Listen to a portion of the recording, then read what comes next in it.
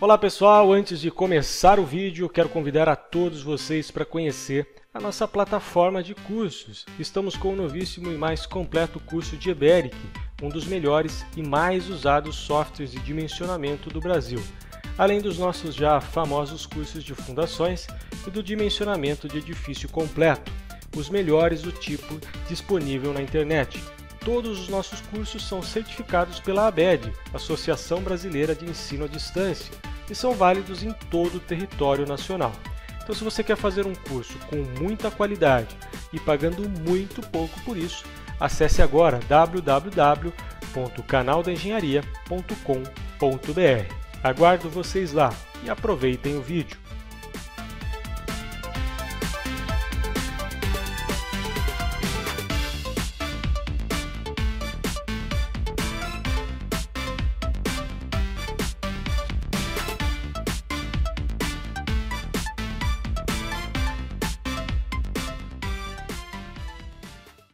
Fala galera, sejam todos muito bem-vindos a mais um vídeo aqui do canal da Engenharia. Aqui quem fala com vocês é o engenheiro Felipe Rodrigues e no vídeo de hoje, dando continuidade àquele assunto do nosso último vídeo, ou penúltimo vídeo, não sei, nós vamos falar sobre o dimensionamento daquelas lajes do beiral, né? O beiral aqui de canto, as vigas de canto.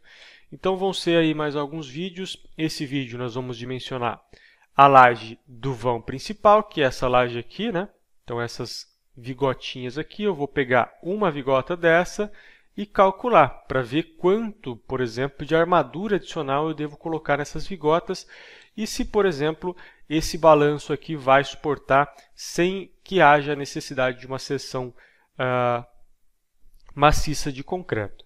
Antes de iniciar esse vídeo, eu sugiro que vocês assistam dois vídeos, né? Um vídeo onde eu falo de dimensionamento de uma treliça e um dos vídeos da nossa série do sobrado completo, que eu também faço dimensionamento de uma laje treliçada, porém com balanço, tá certo? Então, há uma diferença bem grande aí entre dimensionar uma laje de vão, né? Que é o nosso caso aqui, principalmente, e uma laje com balanço. Ah, Felipe, mas você não tem um balanço aqui? Isso daqui não vai gerar, por exemplo, uma compressão na faixa inferior da nossa vigota, que vai, por exemplo, comprimir os nossos elementos de enchimento, no caso aqui, os elementos de EPS? Não, pessoal. Existe também uma diferença muito grande entre balanço e beiral.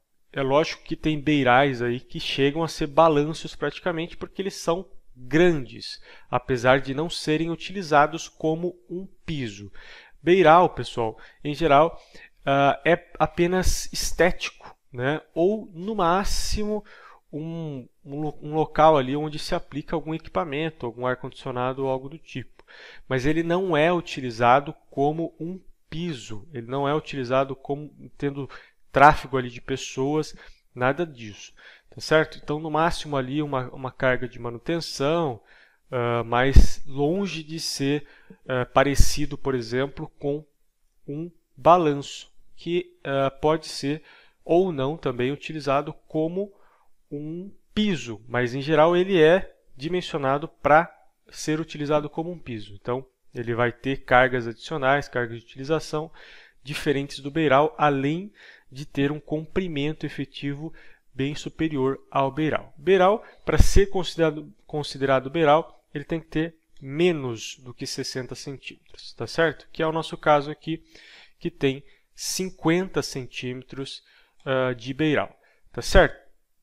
Então, eu posso garantir para vocês, e eu vou comprovar isso com os cálculos, que nós não necessariamente, para os beirais, precisamos de uma seção maciça de concreto nos balanços.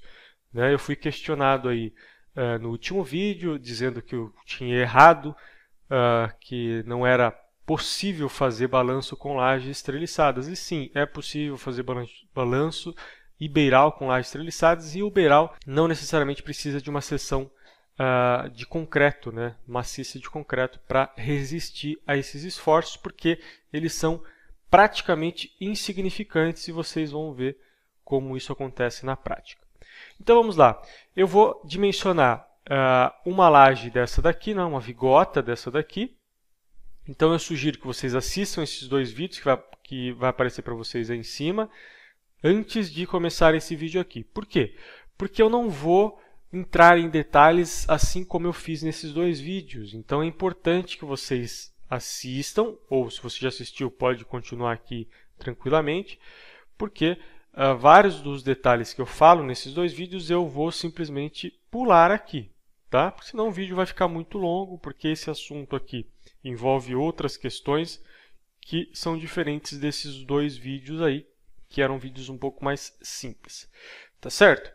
Então, vamos lá para os trabalhos aí. Primeira coisa que a gente vai fazer é considerar as cargas de utilização. Então, as cargas de utilização dessa laje aqui, nós temos o seguinte. Então, nós temos aqui o painel da laje, né? Esse painel da laje, ele não vai ter nenhuma alvenaria aqui em cima, tá?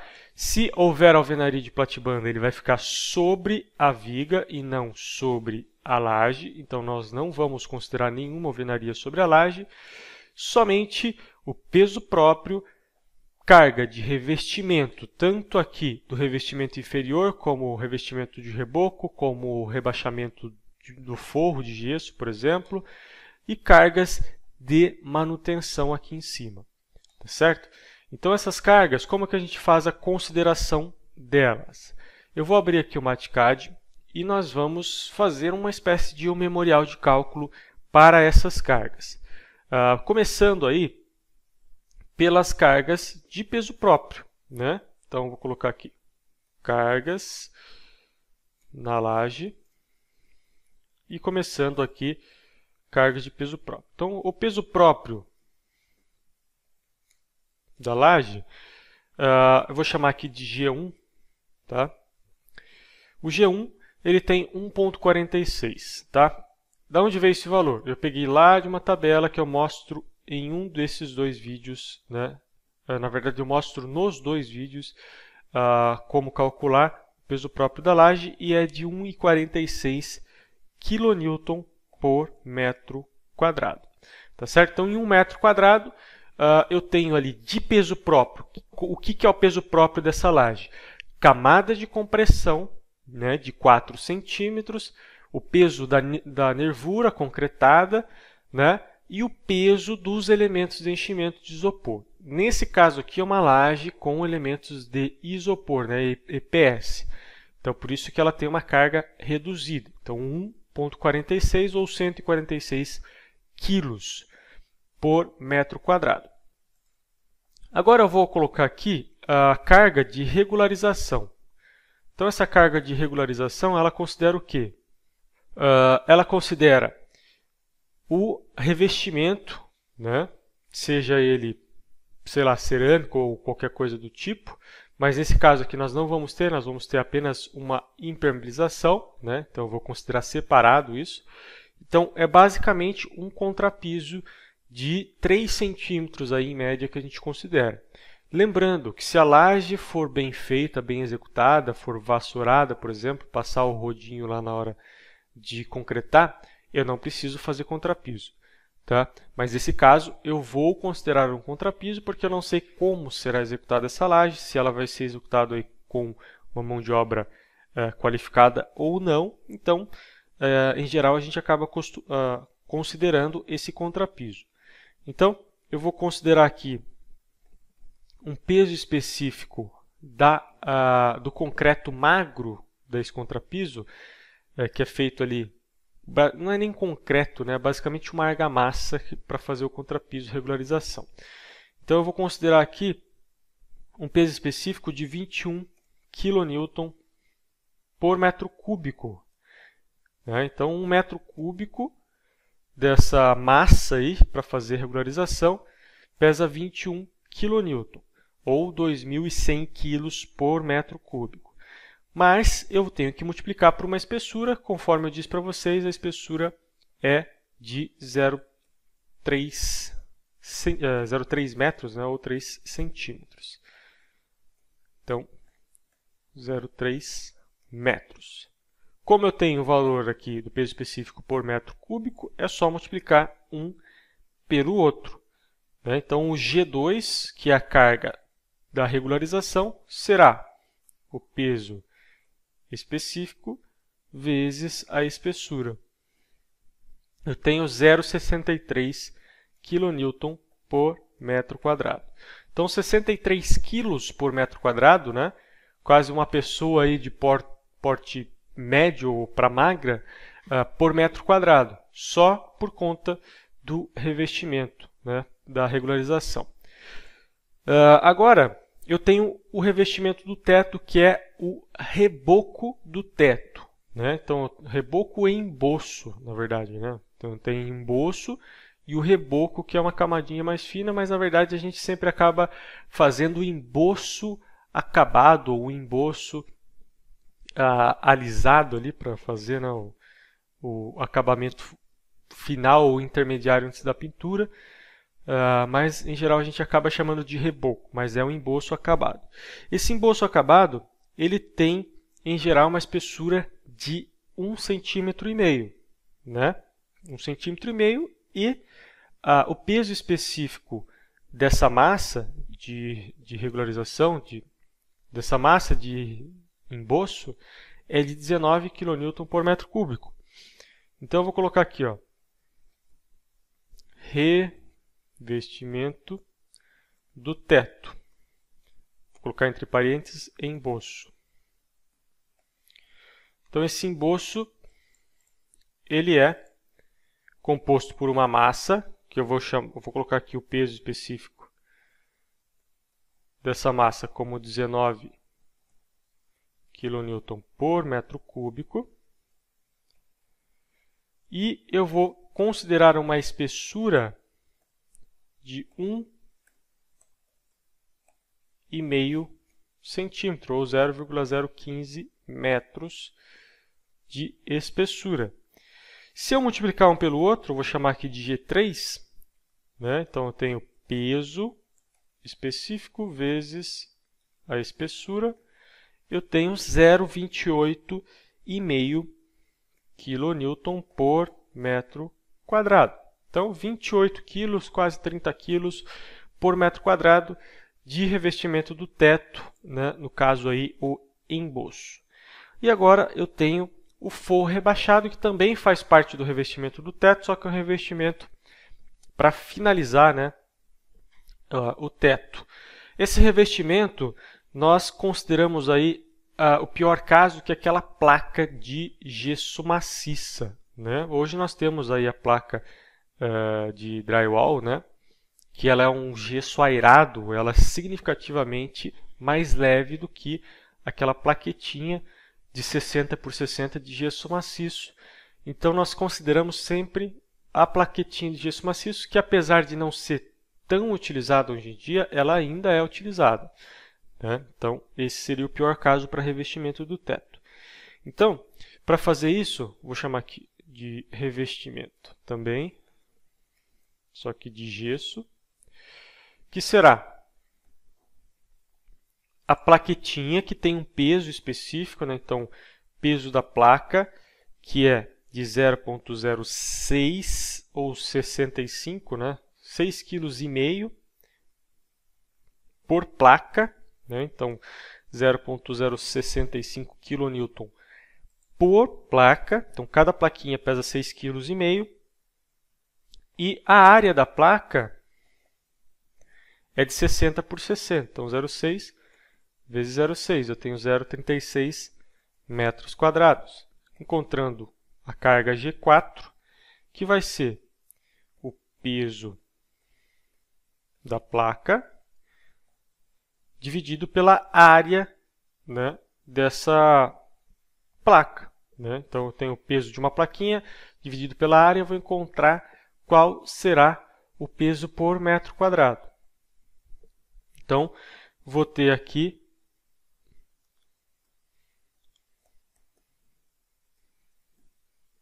0,18, né, ou 18 quilos por metro quadrado, né, nesse caso aqui é kilonewton por metro quadrado.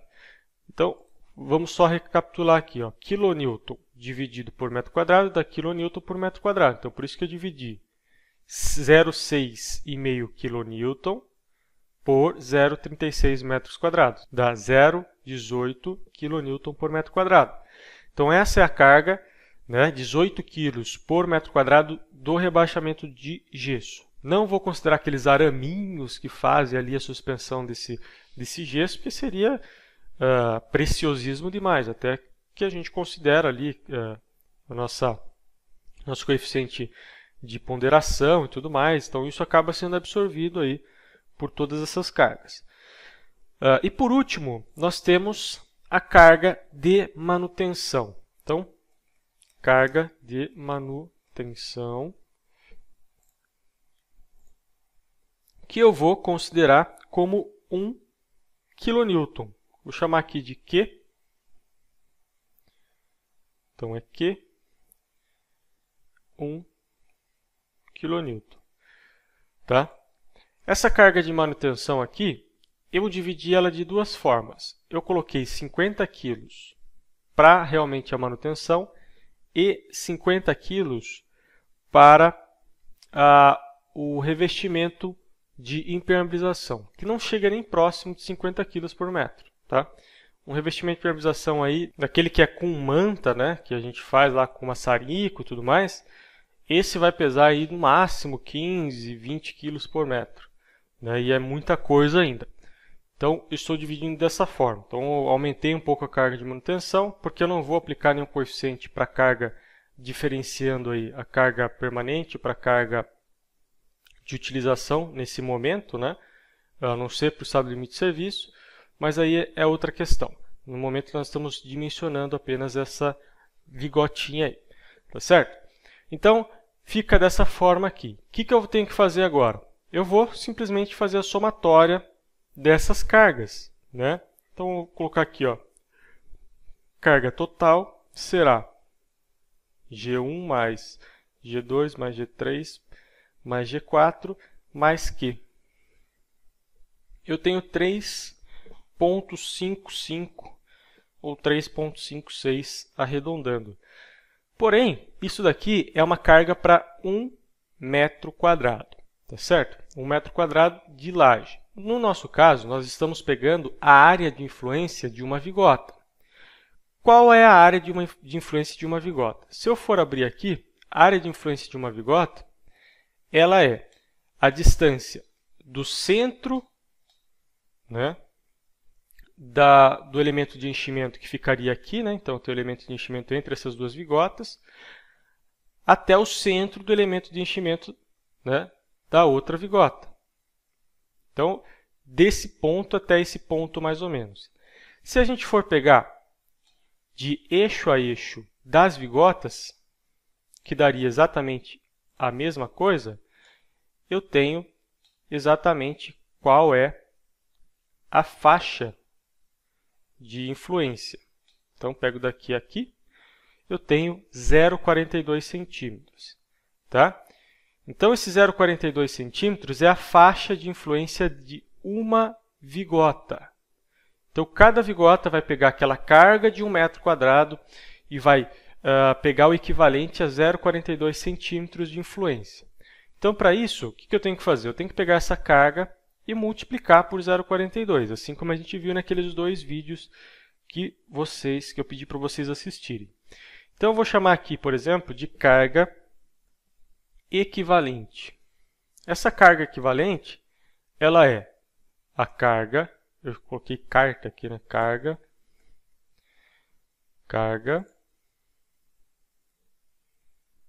total vezes 0,42 centímetros. Eu tenho 1,49 kN. Só que agora não é mais por metro quadrado, e sim por metro. Aqui em cima era kN por metro quadrado. Aqui embaixo é kN por metro, é como se fosse, por exemplo, uma viga, né? Uma viga a gente não coloca lá a carga multiplicada, por exemplo, pela largura dessa viga. A gente simplesmente pega a carga distribuída e aplica sobre essa viga como uma carga linear. Nesse caso aqui é exatamente a mesma coisa. Tá legal? Então, essa é a carga que nós vamos colocar na nossa vigota. Eu vou fazer as reações dessa vigota no AutoCAD, né? E depois a gente faz também no F2 para comparar. Por quê? Porque eu quero mostrar para vocês que não é nada difícil de fazer as coisas totalmente de forma manual. Porque hoje em dia a gente tem aí uma tendência à preguiça, né? E fazer tudo, né, no F2 ou até utilizar um software mesmo de dimensionamento. Mas é importantíssimo a gente saber dimensionar essas estruturas de forma manual, né? Porque engenheiro que é engenheiro sabe dimensionar uma estrutura completa de forma manual. Então esse é o intuito do canal e é isso que eu busco trazer para vocês aqui de informação. Então eu vou montar, né, tudo no AutoCAD, depois a gente vê o resultado no F2 para ver, né, as diferenças. Então eu vou tentar arredondar o mínimo possível os valores, né, para a gente ter ali um nível de precisão equivalente, tá certo? Então eu vou abrir o AutoCAD e a gente faz junto isso daí. Bom, pessoal, vamos lá. Eu estou aqui com o AutoCAD aberto e o que eu vou fazer? Eu fiz aqui alguns layers com cores diferentes e eu vou montar a nossa trelicinha aqui. Vou pegar primeiro as medidas aqui dela, né? As medidas que eu tenho dessa trelicinha pegando daqui até aqui, 55 centímetros de balanço, e pego daqui até o meio aqui da viga, eu tenho 4,05. Tá? Então, é 0,55, 4,05 o desenvolvimento dessa trelicinha aí. Maravilha. Então, tenho dois trechos aqui, vou fazer um triângulozinho só para exemplificar aqui o nosso elemento de apoio. Eu pego aqui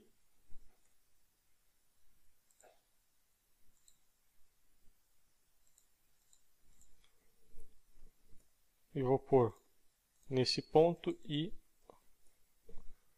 neste ponto. Maravilha, vejam só que esse balanço é muito pequeno em relação ao vão principal. Então, qual que é a tendência? Esse vão principal, como ele tem uma inércia, uma rigidez muito menor do que o balanço, né? Porque o balanço ele é menorzinho em relação às suas outras dimensões. Então, eu aumento a rigidez quando tem uma proporção, né, melhor entre todas as dimensões. Né? Nesse caso aqui, eu tenho uma seção da laje que tem aproximadamente 12 centímetros de altura por 42 centímetros de largura, em relação a um balanço de 55. Né? Então eu tenho uma proporção ali quase que equivalente. Nesse caso aqui não, eu tenho um balanço relativamente maior, né? Cerca de 10 vezes maior do que a maior dimensão da minha laje. Então isso acaba diminuindo significativamente a rigidez desse elemento. Então, como eu tenho menos rigidez aqui, esse balanço vai tender a se deformar mais, o vão, desculpe, vai tender a se deformar mais do que o balanço. Né? Nesse caso aqui, o beiral. Mas vamos lá, vamos entender isso na prática, dimensionando, né, as reações aí dessa trelicinha. Eu vou fazer aqui exatamente como a gente costuma fazer manualmente, né? Vou fazer aqui um retângulo que vai exemplificar ou ilustrar a nossa carga. Ele vai ter dois trechos aqui, né? Ele tem um trecho do vão e um trecho do balanço. Aí eu faço aquela linha em X aqui, exatamente como a gente faz manualmente. Estou fazendo Existem várias maneiras de fazer isso, mas eu estou fazendo da maneira mais conhecida aí por todos, né? Por quê? Eu vou transformar essas cargas que estão distribuídas em cargas pontuais. Então eu venho aqui, nesse ponto aqui, bem onde cruza o X, eu tenho uma carga pontual agora, porque eu vou modificar essa carga, que agora está distribuída em carga pontual. Então essa seta vai exemplificar a carga do balanço, e essa seta vai exemplificar a carga do vão. Tá certo? E eu também tenho as setas que vão exemplificar as cargas das reações de apoio. Então, como é que faz isso daqui, né? Como é que eu vou encontrar qual é a cortante, qual é o momento para que eu possa dimensionar essa vigota? Primeira coisa que a gente tem que fazer é encontrar as reações de apoio, né? Para isso, eu vou ter que encontrar essas duas cargas aqui, ó, né? A carga do balanço e a carga do vão. Então, vou fazer um textinho aqui, antes de colocar o valor. Como que eu vou encontrar essa carga do balanço aqui? Eu tenho a carga distribuída, né, em um trecho do balanço. Então, eu pego a carga que eu encontrei aqui, que é de 1,49, vou arredondar para 1,49, e vou multiplicar pelo balanço. Então, eu tenho um balanço, né, esse beiral aí, é de 0,55. Então, 0,55 vezes 1,49. Eu tenho 0,8195. Então, essa carga aqui, eu vou mudar o valor dela. 0,8195, que é a carga equivalente a essa carga distribuída, só que concentrada em um único ponto. O mesmo eu vou fazer para essa carga aqui no centro do vão. Mesma coisa, eu tenho aqui um vão de 405 multiplicada por 1,49. Então, 405 vezes 1,49, eu tenho 60345. 60345. Então, quilonewton e quilonewton. Tá? Não vou colocar a unidade, mas vocês já sabem que é quilonewton. Então, essas duas cargas aqui, com essas duas cargas, eu consigo encontrar as reações de apoio, né? Fazendo o que a gente já conhece lá como somatória dos momentos em um ponto aqui. Então, por exemplo, se eu quero encontrar esse ponto A aqui, qual é a reação desse ponto A? Então, vou chamar aqui esse ponto A, isso aqui de ponto B. Vou até colocar aqui já. Eu tenho que, por exemplo, fazer a somatória dos momentos em B se eu quero saber a reação do ponto A. Então, aqui é o ponto A e lá é o ponto B. Então, é justamente isso que nós vamos fazer. Nós vamos fazer a somatória dos momentos em B. Como que faz a somatória dos momentos? Eu vou pegar a força e multiplicar vezes a distância até o apoio B. Então, eu vou abrir aqui uma nova aba do MathCAD para a gente fazer isso daí. Então, o que eu tenho que fazer? Eu vou colocar aqui o símbolozinho da somatória, né? Então, sigma MB. Por quê? Somatória dos momentos em B vai ser a primeira carga que eu tenho aqui, né? 0,8195, vezes a distância que eu tenho até o apoio B. Então, se eu pegar aqui uma cota, eu vou pegar bem do ponto de aplicação de carga aqui até o apoio B, eu tenho 4,325. Tá legal? Então, é isso que eu vou fazer. Então, eu pego 0,8195 vezes 4,325. Mas, tá? Por que eu comecei aqui com valor positivo? Eu tenho uma regra própria que é o seguinte: eu sempre vou começar com um valor positivo, independente se é horário ou anti-horário. Tá? Então, para mim é mais fácil isso, né? Eu já me acostumei a fazer isso. Mas você pode, por exemplo, seguir aquela regrinha. Sempre quando for horário, valor positivo. Sempre quando for anti-horário, valor negativo, que é a regrinha lá da mão direita. Mas nesse caso aqui, eu estou começando, como esse aqui é o primeiro valor que eu tenho, eu sempre começo com ele positivo, porque isso vai me dar um valor já, não digo o sinal exato, né, o sinal correto em relação às reações de apoio. Tá? Então, ele sempre vai dar o sinal já final que eu vou utilizar. Né? Então, é essa regra que eu estou utilizando. A próxima carga que eu tenho aqui é justamente a carga de 6,03. Então, eu pego a distância dessa carga até o ponto B, que é 2,025. Eu estou esquecendo essa carga A por enquanto, né? porque eu vou encontrar ela em consequência dessas duas cargas. Então, eu tenho aqui 6.0345 vezes a distância, que é de 2.025. Eu tenho um valor de 15.76. Então, esse valor de 15.76 é o que eu vou utilizar para encontrar o ponto A. Eu vou pegar essa somatória dos momentos em B, que dá 15.74, e dividir pela distância da carga A, da reação de apoio A, até a reação de apoio B. Então, se eu pegar daqui até aqui, vai dar aqueles 4,05. Correto? Então, esses 4,05 eu vou dividir aqui embaixo, 4,05. Eu tenho uma reação de apoio para A de 3,89. Então, eu venho aqui e vou colocar 3,89, que é a reação de A. 3,89, 892, né, que é o valor exato aí. Para encontrar B, né, B é igual à carga total. Né? Como que eu encontro a carga total? É aquele 1,49 vezes o trecho total, que vai dar 4,60. Né? O trecho total que vai dar 4,60, eu digo isso aqui, ó. Daqui até aqui. Da ponta do balanço até o outro apoio, 4,60. Então, eu encontro a carga total aqui.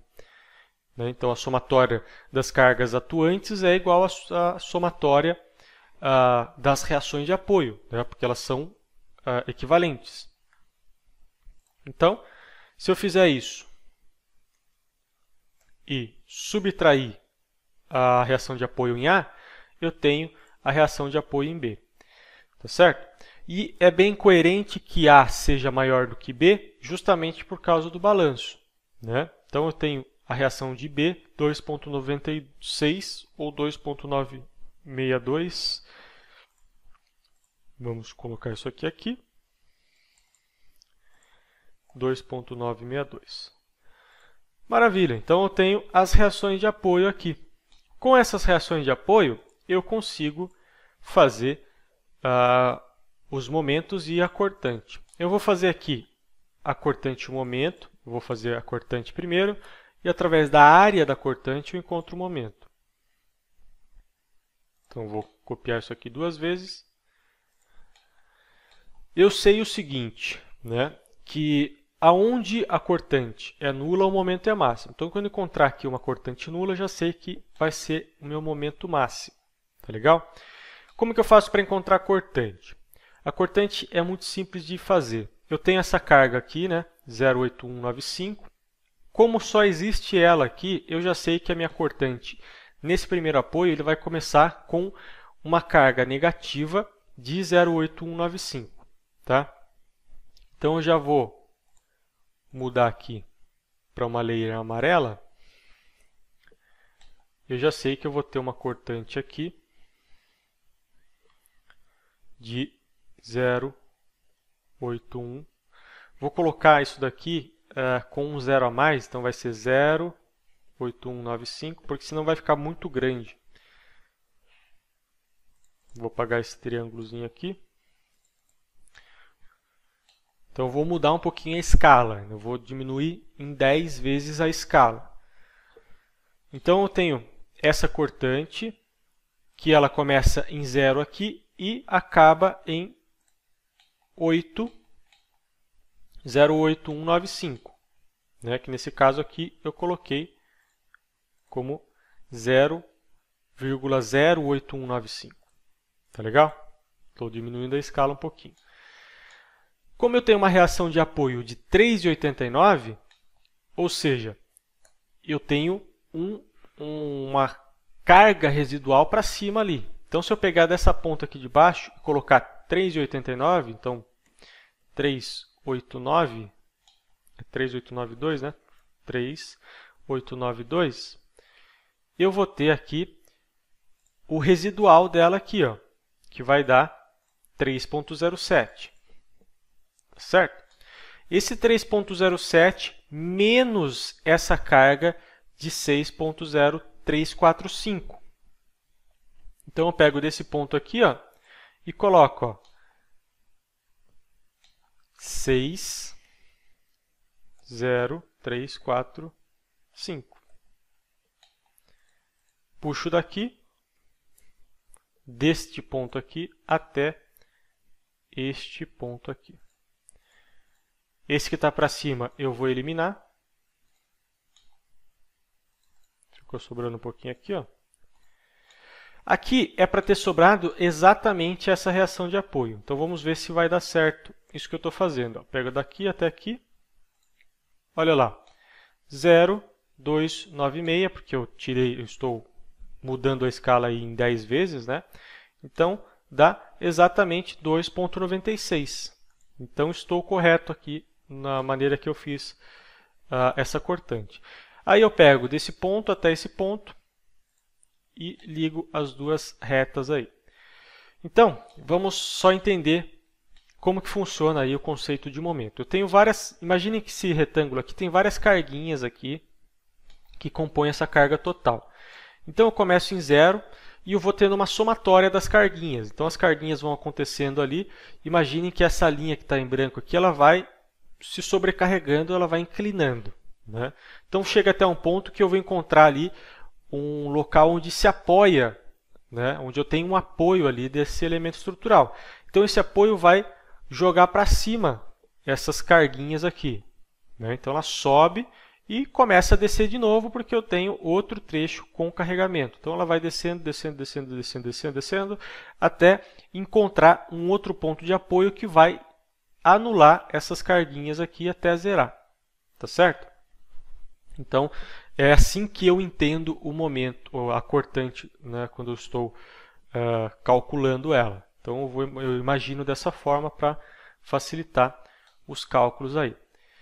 Então, eu vou colocar os valores aqui da cortante. Essa primeira cortante aqui, ela tem exatamente o mesmo valor ali de cima, 0,8195. Aí eu subo para 307.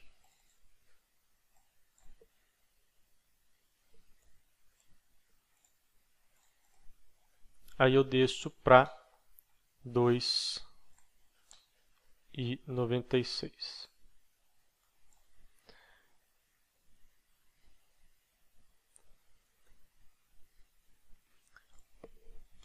Maravilha. Para encontrar o momento, eu tenho duas maneiras. A primeira delas é simplesmente, se eu estiver fazendo logicamente no CAD, eu venho aqui e pego a área disso daqui, ó. Então, a área desse primeiro triângulo é o primeiro momento ali. Então, eu tenho uma área que, multiplicando por 10, vai dar 0,225. Né? Então, eu pego daqui e vou fazer um momento, vou mudar o layer aqui.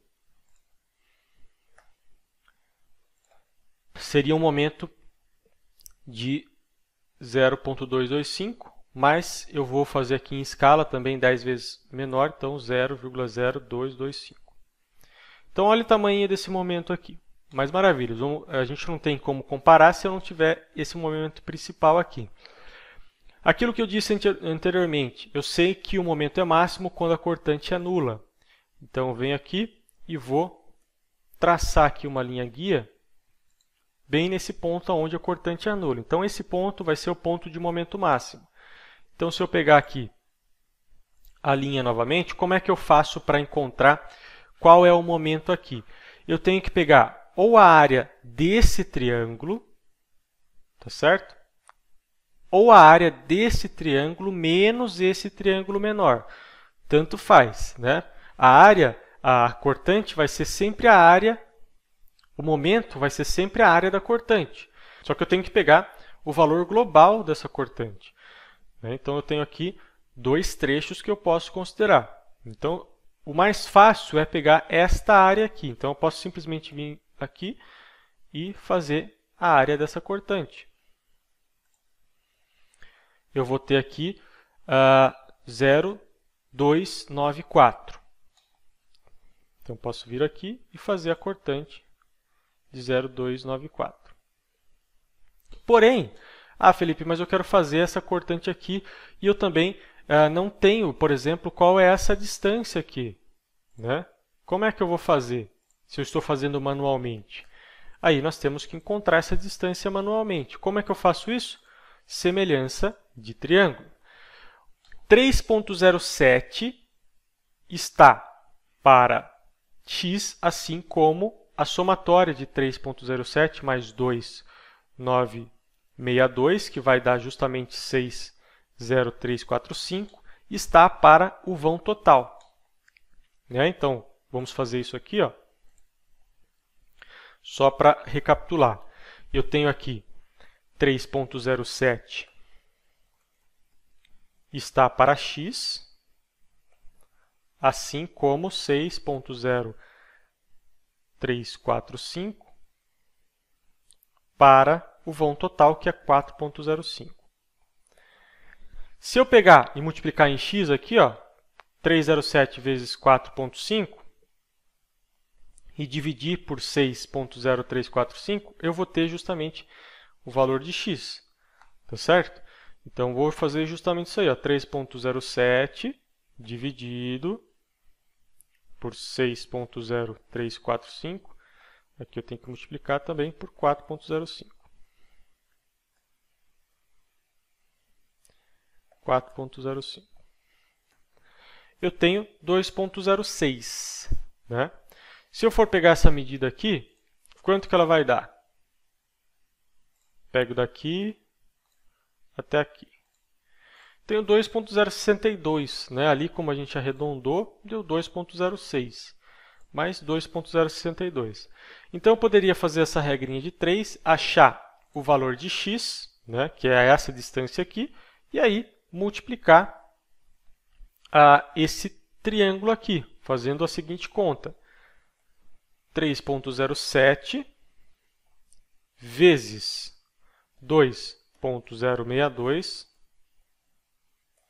dividido por 2, porque se trata de um triângulo, então eu fiz uma área de um retângulo, divido por 2, eu tenho a área de um triângulo, então dividido por 2, menos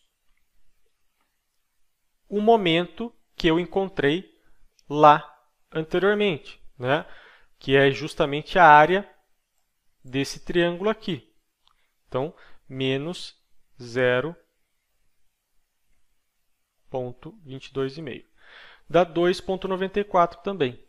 Então, tanto faz eu pegar esse triângulo aqui como esse triângulo menos esse triângulo. Os dois vão dar 2,94. Então, eu tenho um momento aqui pequenininho, que é quase insignificante em relação ao momento principal do vão. Então, eu posso fazer aqui um arco, né, porque é uma carga distribuída, então o momento vai ser uma parábola. Então, mesma coisa eu faço aqui. Pego desse ponto, até esse ponto e até esse ponto.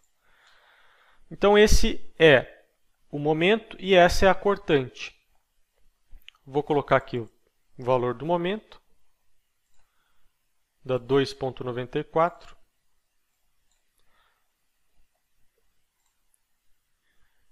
E aquela o outro momentinho aqui dá 0,225. Maravilha! Vamos fazer isso agora bem rapidamente. Na verdade, eu já fiz aqui para economizar tempo no F-Tool. Então, ó, eu coloquei as cargas aqui, né, 1,49 distribuído aqui. Eu tenho as nossas... Deixa eu tirar aqui o snap. As cotas que eu tenho aqui, 0,55, 4,05 e 4,60, né, que é a somatória das duas. E eu posso, por exemplo, ver a cortante. Né? A cortante eu tenho aqui 0,8195, 3,07 e 2,96. Deixa eu abrir aqui o AutoCAD.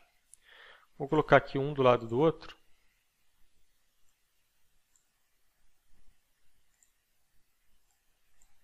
Para a gente fazer um comparativo aí.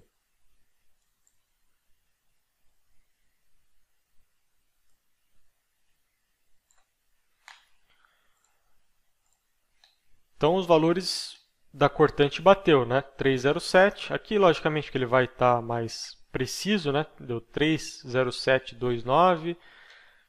Aqui 2962. Aqui dá 29616. Mas bem próximos valores, né? O momento, vamos ver quanto que deu o momento. Vamos ver se deu parecido aí. Olha lá, 0225 e 2943.